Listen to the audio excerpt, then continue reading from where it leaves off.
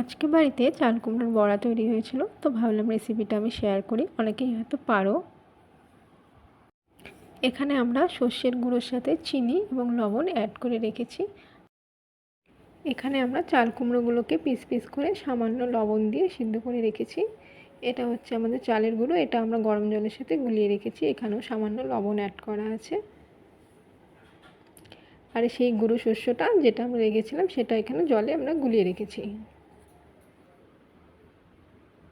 চাল কুমড়োগুলো আমরা এইভাবে পিস করে মাঝখান থেকে কেটে দিয়েছি।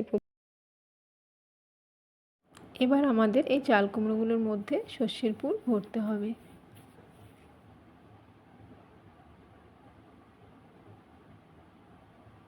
আমাদের প্রায় এগুলো ভরা হয়েছে, বাকিগুলো তো এখন এখানটায় বাকি দুটো আমি ভরে দেখাচ্ছি।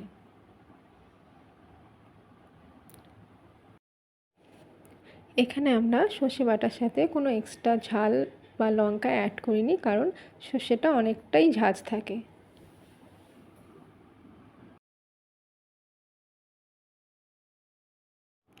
এবার আমাদের গুলিয়ে রাখা চালের গুঁড়োর মধ্যে চাল কুমড়োর পিসগুলো ভালোভাবে ডুবিয়ে গরম তেলে ছাড়তে হবে।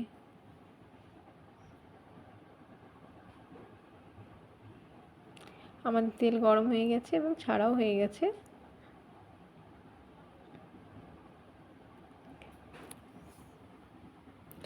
প্রায় হয়ে গেছে অনেকটাই, তো আমরা আর একটু নাড়াচাড়া করে নামিয়ে নিয়েছি।